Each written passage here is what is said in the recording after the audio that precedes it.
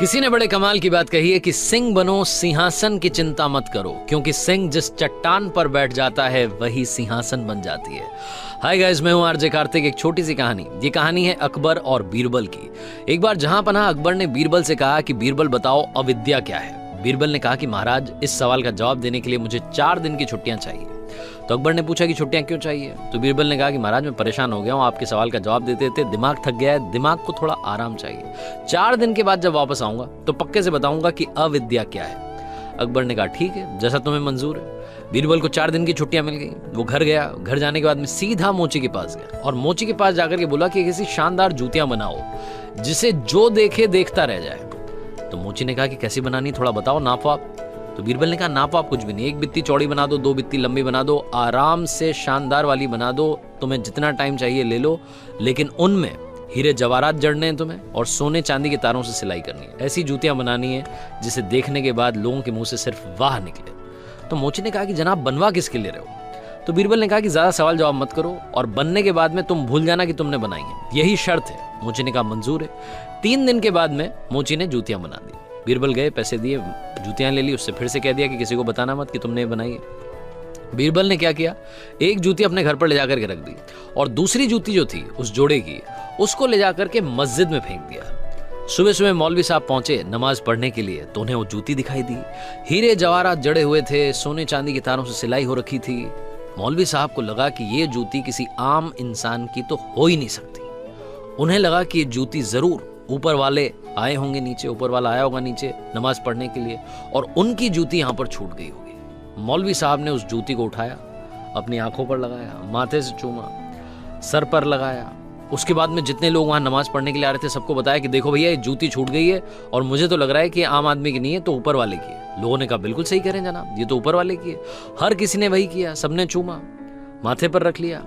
उसके बाद ये बात जंगल में आग की तरह पूरे राज्य में फैल गई। अकबर तक बात पहुंची। जहां पना अकबर ने कहा कि वो जूती हमें ला करके दिखाई जाए। जूती ले जाएगी, उन्हें दिखाई गई। तो अकबर ने देखा तो बोला कि बिल्कुल सही कह रहे हो, ये किसी आम आदमी की जूती हो ही नहीं सकती, ये तो जरूर ऊपर वाले की जूती है। ऊपर वाला नीचे आया होगा, वो आए होंगे तो उन्होंने नमाज पढ़ी होगी और उनकी जूती छूट गई होगी। उन्होंने भी वही किया, माथे से लगा लिया, आंखों से चूम लिया, सर पर रख लिया। उसके बाद में अकबर ने कहा कि एक काम करो, ये बहुत ही नायाब जूती है, इसको ले जा करके अच्छी जगह पर, अच्छे स्थान पर रखो और पूजा करो। इसकी पूजा होनी चाहिए, अच्छे से ध्यान रखना है, यही आपको करना है। अकबर का आदेश था, माना गया। इधर 4 दिन की छुट्टियां बीरबल की खत्म हो गई। बीरबल वापस आया। उसका चेहरा उतरा हुआ था, मुंह उदास था। तो अकबर ने पूछा कि क्या हो गया, तुम तो ऐसे लग रहे हो जैसे घर में किसी की मौत हो गई हो। तो बीरबल ने कहा कि क्या बताऊं जहां पनाह, हमारे परदादा की जूतियां थी, चोर आए, एक जूती ले गए, एक जूती छोड़ गए, अब हम परेशान चल रहे हैं। वो इतनी हमारे दिल के करीब थी कि हमने आज तक उनको बेचा नहीं था, बस अपने घर में रखा हुआ था। तो अकबर ने कहा कि तुम्हारे पास वो जूती है। बीरबल ने कहा हाँ जी है, आपको दिखाता हूं। तो बीरबल ने जूती दिखाई। अकबर का माथा ठनक गया। अकबर ने कहा वो जूती जो रखवाई है उसको मंगवाओ। वो जूती जहां रखवाई गई थी वहां से मंगवाई गई। जोड़ा जूतियों का बन गया, बीरबल को दिया गया। बीरबल ने कहा कि महाराज, यही अविद्या है। न आपको कुछ पता था, न उनको कुछ पता था, न जिसको मिली उसको कुछ पता था, सब बस भेड़ चाल में चले जा रहे थे। इसे ही अविद्या कहा गया है। इस दुनिया में ये बात हर किस्से पर, हर कहानी पर इंप्लीमेंट होती है। चाहे आप जो काम कर रहे हो, स्टूडेंट हो, जॉब कर रहे हो, कंपनी में काम कर रहे हो, घर में हो, किसी और की बात को मान करके उसे ही सच मान लेना कहां की समझदारी है। Ladies and gentleman, boys and girls, एक बार फिर आरजे कार्तिक कहेगा, इस दुनिया में अगर कुछ कमाल करना है तो अपना ओपिनियन बनाइए, अपना विचार रखिए, उसी को आगे बढ़ाइए। आपकी सोच ही आपको आगे ले जा सकती है, किसी और की सोच से आपका फायदा नहीं होगा। जिंदगी में बनना है तो भेड़ नहीं, सिंह बनो।